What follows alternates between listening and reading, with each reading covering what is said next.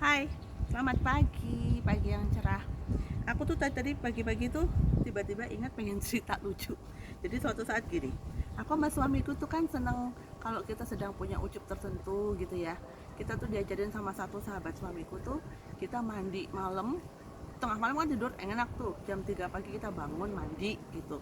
Terus kita sembayang, sembayang apapun yang kita percaya kita kan ya, memohon supaya yang kita inginkan itu terjadi gitu. Kita sebut itu sebagai tirakat gitu. Terus anakku yang bungsu kan ya dia diekspos dengan pendidikan zaman sekarang, dan terus dia nanya dengan muka polos, dia bilang, "Mami, kenapa sih mesti tirakat?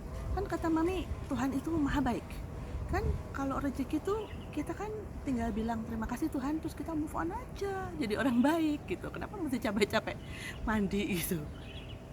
Aku sama suamiku lihat-lihatan, kita nggak ngerti mesti jawab apa, karena sebenarnya secara logika betul ya, Tuhan kan maha pemberi, kita belum minta aja Tuhan sudah tahu apa yang akan diberikan kepada kita, ya nggak sih? Kenapa orang tirakat? Aku mikirnya lama loh tentang itu. Terus em, dalam kondisi sakit beberapa hari ini kan aku sedang tidak terlalu fit badannya gitu ya, mungkin terlalu capek juga. Nah, kondisi sakit kan kita kan minum obat, kita nge-fly gitu ya. Nah, dalam kondisi setengah tidur itu banyak yang terjadi dalam pikiran kita dan kesadaran-kesadaran baru gitu. Batas di antara tidur lelap dengan belum tidur itu malah banyak pemahaman yang selama ini, oh itu maksudnya gitu. Terus kalau aku boleh share ya, mungkin ini beda untuk beberapa orang, tapi yang aku alami kenapa kita tirakat adalah karena dalam kondisi kita melepaskan dari kenikmatan.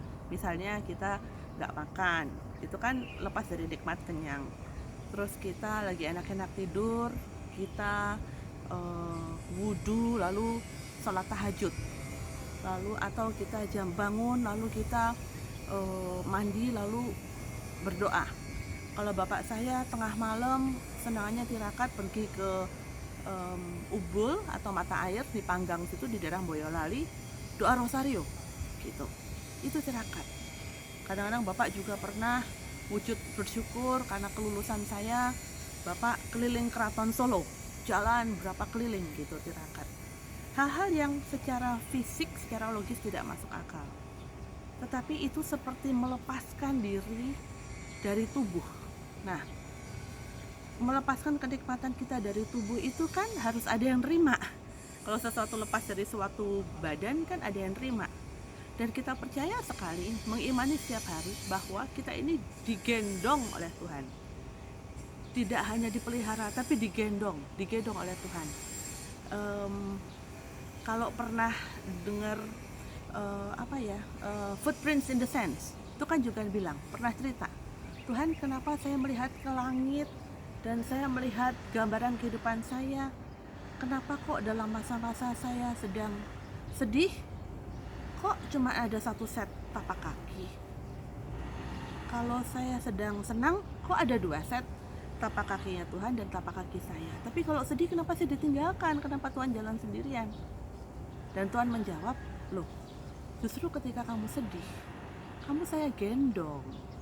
Jadi tapak kaki yang ada itu tapak kaki saya karena kamu saya gendong.